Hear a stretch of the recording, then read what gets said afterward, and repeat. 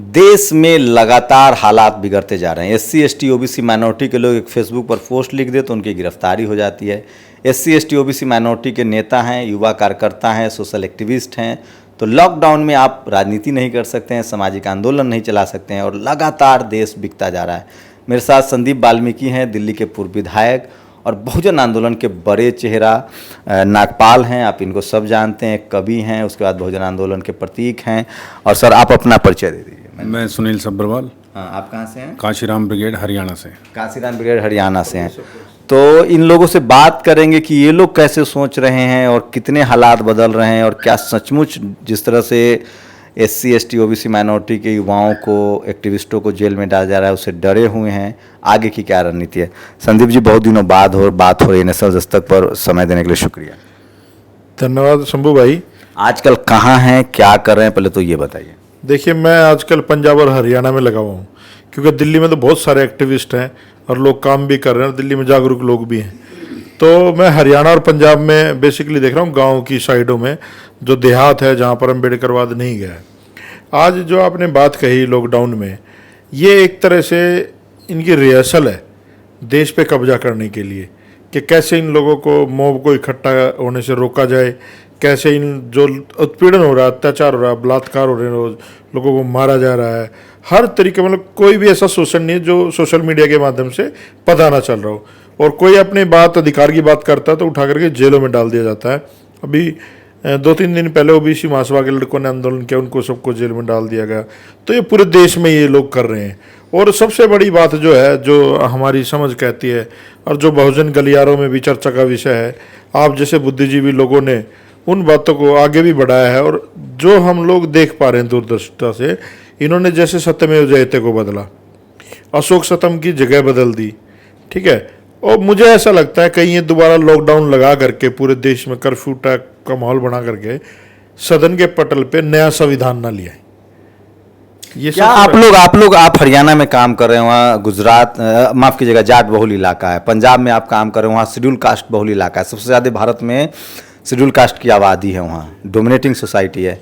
क्या आप लोग मैसेज कन्वे कर पा रहे हैं कि प्राइवेट कंपनियां बिक रही हैं, रेलवे बिक रहा है, हल आज तो हिंदुस्तान इलेक्ट्रॉनिक्स लिमिटेड बिक रहा है, तो जो निजीकरण हो रहा है, गांव में आप जा रहे हैं, क्या लोगों को, टीवी अखबार भले मोदी मोदी कर रहा हो, लेकिन हालात बहुत ख़राब हैं। कोरोना के बाद आर्थिक स्थिति खराब हुई है, मजदूर लाचार, नौकरी पेशा लोगों को तनख्वाह नहीं मिल रही, तो क्या लोग समझने लगे हैं या अभी भी वो टीवी अखबार की गिरफ्त में?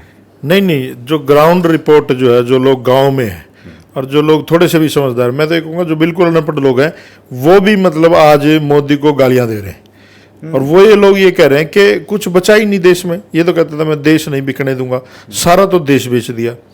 और उन लोगों को भी पता है, उनको ऐसा, बुजुर्ग लोग कहते हैं कि मैं, ऐसा लग रहा है कि जैसे अंग्रेजों के राज में चीज़ें कुछ सामंतवादी लोगों के हाथ में थी, पूंजीवादी लोगों के हाथ में थी। जाट समाज का क्या रिएक्शन है, चूंकि आपका उनसे ज़्यादा बातचीत? जाटों में जो युवा, जो पीढ़ी है, आप देख रहे हो हरियाणा में, सारी जगह भी, बहुत सारे स्टेट में जाट हैं, और वहाँ पर जो युवा है वो ये देख रहा है, अभी सोशल मीडिया में जैसे ही आईएएस का रिजल्ट आया था, उसमें ओबीसी को इन लोगों ने कैसे पछाड़ा या एससी को कैसे पछाड़ा, ये सारी चीज़ें आज युवा देख रहा है। और युवा मौके में है, लेकिन उनके सामने समस्या एक ही है, कहते यार कांग्रेस को वोट दे तो सिंधिया जैसे लोग बीजेपी में भाग जाते हैं, बीजेपी को वोट दे तो जब कांग्रेस है कांग्रेस में भाग जाते हैं, पार्टियां दोनों ही एक जैसी हैं, जाए कहाँ लोग। आज जो सिचुएशन है देश में, बहुजनों के लिए, बेसिकली ब्राह्मण बनिया ठाकुर को छोड़ दें, बहुजनों के लिए उनको एक ईमानदार नेता की जरूरत है, जो कि दे नहीं पा रहे, जो नेता, जितने भी नेता घूम रहे हैं ना, तो वो एक संगठित हो पा रहे हैं ताकि उनको एक नेतृत्व मिल सके, वो एक टीम पे भरोसा कर सके, ना कोई व्यक्ति ऐसा कि जिस पे वो भरोसा कर सके। तो आज जो जनता का भरोसा है वो खत्म हो चुका, चाहे भाजपा हो, चाहे कांग्रेस हो, चाहे हमारे जैसे छोटे मोटे नेता हो, सब पे भरोसा खत्म हो चुका है।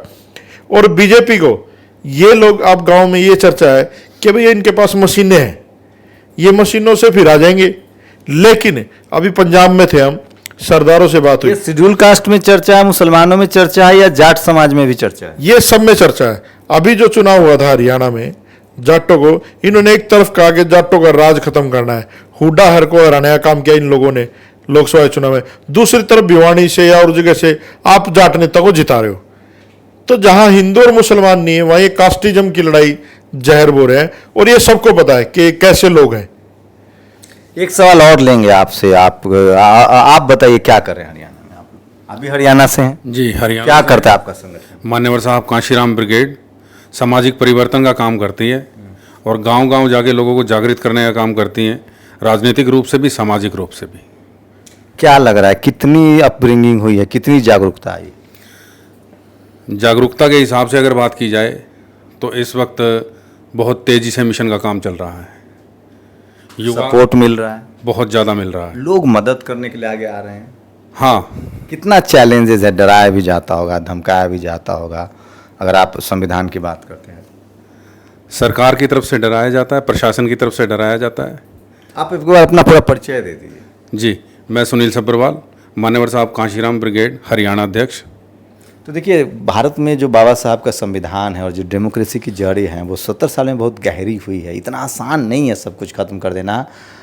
कहते हैं ना कि हम घास हैं, हम उग आएंगे। तो जो SC ST OBC माइनॉरिटी के लोग हैं, जिस तरह से उनके हक अधिकार कुचले जा रहे हैं, इसी सब वजह से उन्हें अशिक्षित रखा जा रहा है, उन्हें राजनीतिक नहीं समझ दी जाती है, टेलीविज़न अखबार आपके पास नहीं है। और जो भी लोग आपके होते हैं, जो वोकल होते हैं, संदीप जैसे लोग होते हैं या नागपाल जी जैसे लोग हैं, इनके जैसे लोग, उनको डराया जाता है कि आप बात मत कीजिए। चूँकि उनकी कोशिश होती है कि आपके नेताओं को मारा भी गया है, चाहे वो जगदेव प्रसाद को ले लीजिए, पेरियार ललाई सिंह यादव को ले लीजिए, पेरियार को ले लीजिए, लेकिन फाइनली बहुजन समाज की ये ताकत है कि मानवता के लिए, देश के लिए, ह्यूमैनिटी के लिए, बराबरी के लिए वो आंदोलन लगातार चलता रहता है। नागपाल, क्या लग रहा है? पुलिस का डर है, आप तो यूपी में रहते हैं, यूपी से हैं। यूपी में तो SC ST OBC को तुरंत गिरफ्तार कर लिया जा रहा है, अभी प्रशांत कनौजिया को गिरफ्तार कर लिया गया। क्या करने की ज़रूरत है? कुछ लग रहा है कि कोई सोल्यूशन? जो आपने अभी कहा कि पेरियार ललाई सिंह यादव हों, चाहे EV रामास्वामी नायकर हों या बाबा साहब हों, मान्यवर साहब का, जितने हमारे बहुजन समाज के महापुरुष रहे, उन्होंने इन सारी समस्याओं का समाधान, सारी समस्याओं से दो हाथ किए हैं। जिस समस्या से हम लोग आज लड़ रहे हैं, ये समस्या आज की नहीं है, हज़ारों साल पुरानी है।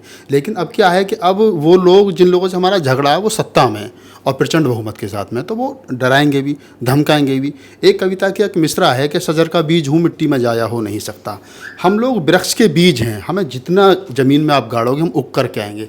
साहब काशीराम को, बाबा साहब को, पेरियार ललाई सिंह यादव को, चाहे चौधरी महाराज सिंह भारती को, या जितने रामस्वरूप वर्मा हों, जगदेव बाबू हों, ये तमाम वो लोग हैं कि ऐसा सर छोटू राम हो, भगत सिंह की मैं नास्तिक किताबें, आप उनको पढ़ लीजिए, आपको पता चलेगा।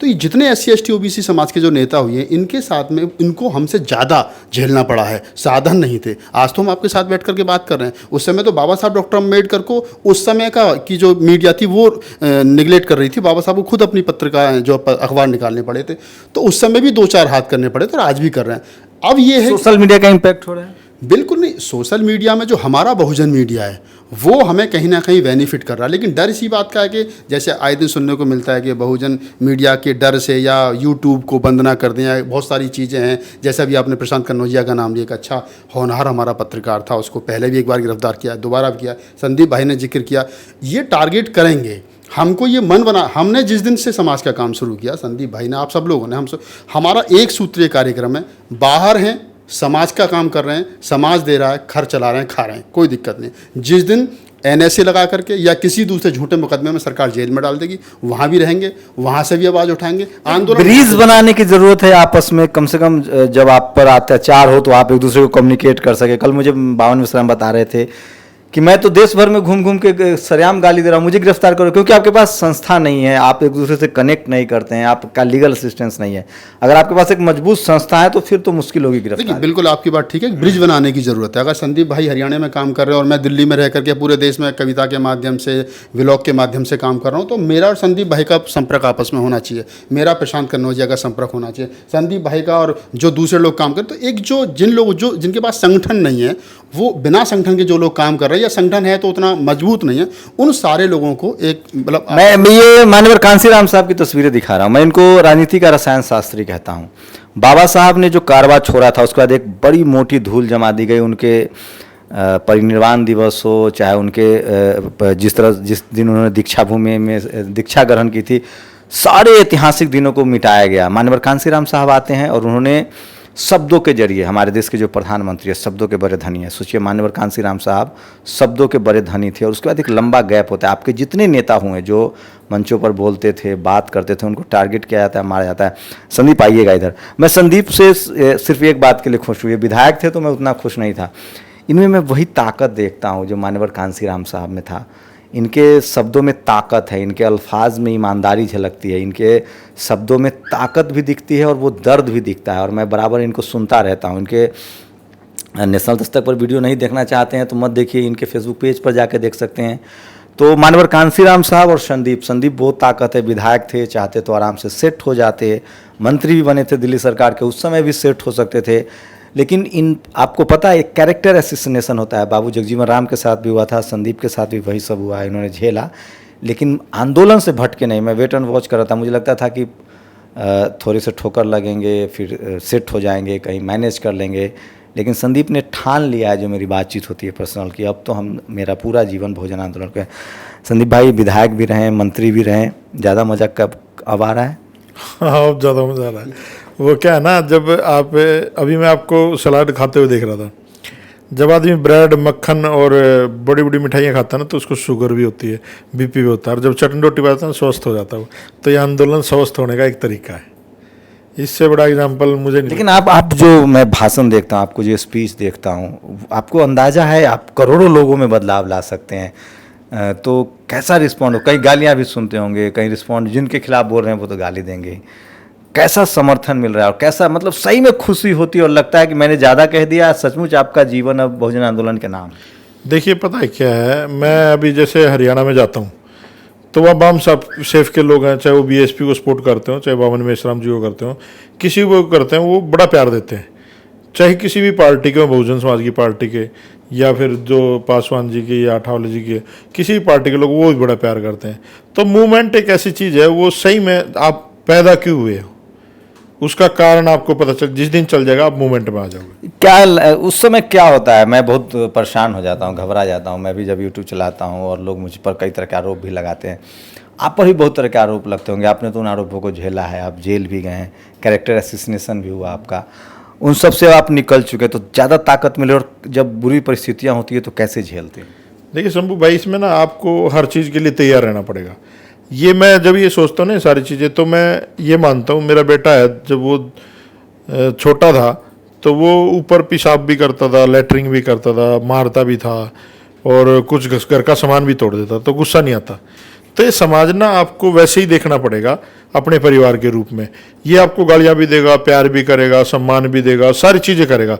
लेकिन हमें, जैसे हम अपने घर को मजबूत करने के लिए काम करते हैं, हमें निरंतर इस बहुजन आंदोलन को मजबूत करने की ज़रूरत है। युवाओं को क्या एडवाइस करें? देखो युवाओं को मैं तो जहाँ भी जाता हूँ मैं उनको एक ही चीज़ कहता हूँ, आप हमारी बात ना मानो, आप किसी की बात भी ना मानो, लेकिन आप बाबा साहब अम्बेडकर को सारी दुनिया मानती है, आप उनके जीवन को पढ़ो, और जिस दिन आप ईमानदारी से पढ़ लोगे उस दिन सारी चीज़ें अपने आप छोड़ दोगे। इस देश में जो लड़ाई है ना वो मान और सम्मान की है। पेट तो जानवर भी भरते हैं, है ना। और यहाँ जो समस्या है, जो एक माइनॉरिटी के लोग, जो 3% लोग हैं, एक इंग्लिश मूवी भी आई हुई है, आपने देखी होगी, मनुस्मृति, उसका एक एपिसोड बड़ा चल रहा है। वो ब्राह्मण लड़का कहता है क्या सुपीरियरम गॉड के जो है ना वो है, मतलब गॉड को प्रेजेंट करते हैं। तो 3% लोग पूरे देश को बेवकूफ़ बना करके राज कर रहे हैं। जिस दिन इनका ये मुखौटा उतर गया उस दिन आप देख लेना कि बहुजन राज नहीं, उस दिन मानवता का राज होगा। हम चाहते हैं कि कॉन्स्टिट्यूशन पे चले ये देश, और कॉन्स्टिट्यूशन को मानने वाले लोग सरकार में आए। आज तक कॉन्स्टिट्यूशन को मानने वाले लोग सरकार में आए ही नहीं है। अभी वाले सरकार से क्या खतरा दिख रहा है? अभी वाली सरकार से मैं तो वही खतरा देखता हूँ जो हिटलर ने किया था। मुझे नहीं लगता इस देश में दोबारा लोकसभा का चुनाव होगा। अगर ये जैसे ये चल रहे हैं जिस तरीके से इस देश को बर्बाद करने के लिए, आप देख लो, मैं मनमोहन सिंह का एक ट्वीट देख रहा था 2-3 दिन पहले, उन्होंने लिखा कि रिजर्व बैंक में कुछ रिजर्व तो रहा ही नहीं। पहले ट्रम्प में आपने सोना गिरवी रख दिया, अब जो है ना पैसे दिला दिला के नीरव मोदी, विजय माल्या, अडानी, अंबानी सबको बाहर भगा दोगे और यहाँ के लोग हैंड टू माउथ हो जाएंगे। देश 70 साल नहीं हजारों साल पीछे चला जाएगा, और ये लोग चाहते वही हैं। इसीलिए बड़े बड़े मंदिरों की स्थापना कर रहे हैं, यूनिवर्सिटियों की जगह। तो ये सारी चीज़ें जब मैं इन राम मंदिर यूपी में सुनता हूँ तो मुझे फिर बहन जी का जो विश्वविद्यालय बना उन्होंने बुद्ध के, नाम से, वो फिर याद आता है कि काम करने के वो हैं, ना कि मंदिर बनाने का काम है। तो इन लोगों ने तो गदर मचा रखा। ये सरकार जो है ये तो नालायक सरकार है। तो मोर नचाते हैं, कभी कुछ थाली बजाते हैं, कभी कुछ, समझ ही नहीं आ रहा ये कैरेक्टर, ये थिएटर के कलाकार हैं या देश के नेता हैं या प्रधानमंत्री हैं, समझ ही नहीं आ रहा। मैं फिर इसीलिए बार बार कह रहा हूँ कि भारत में डेमोक्रेसी की जड़ें गहरी है और हमेशा से संदीप जैसे लोग सड़क पर आते रहे हैं। इसलिए मैं फिर कह रहा हूँ, न्याय और अहिंसा समानता के साथ आपको खड़ा होना होगा। अगर एक मानव है, पूरी दुनिया में गड़बड़ियाँ रही हैं, भेदभाव रहा है, वहाँ के लोगों ने उसके खिलाफ लड़ाई लड़के समानता लाई है, बराबरी लाया है, आपके पूर्वजों ने भी लाया है और आगे के जो संदीप जैसे युवा हैं वो भी इस लड़ाई को आगे बढ़ा रहे हैं। बस ज़रूरत है कि इनकी आवाज़ को पहचानिए, इनके दर्द को समझिए और इनके साथ खड़े। मैं बार बार कहता हूँ, जिस दिन बहुजन समाज के लोग डेमोक्रेटिक तरीके से, संवैधानिक तरीके से सड़कों पर खड़ा होना सीख जाएंगे, उस दिन उनके सारे हक अधिकार उनके दरवाजे तक पहुंचा दिए जाएंगे। शुक्रिया आप लोगों का समय देने के लिए। जय भीम साहब। शंभू कुमार सिंह, नेशनल दस्तक, दिल्ली। नेशनल दस्तक की आपसे गुजारिश है कि अगर इसको बचाना चाहते हैं तो नेशनल दस्तक को सब्सक्राइब करने के लिए रेड कलर के सब्सक्राइब बटन को दबाएं, फिर बेल आइकन की घंटी दबाएं। नेशनल दस्तक को बचाने के लिए बहुत ज़रूरी है कि हर खबर को शेयर करें, लाइक करें, कमेंट जरूर करें।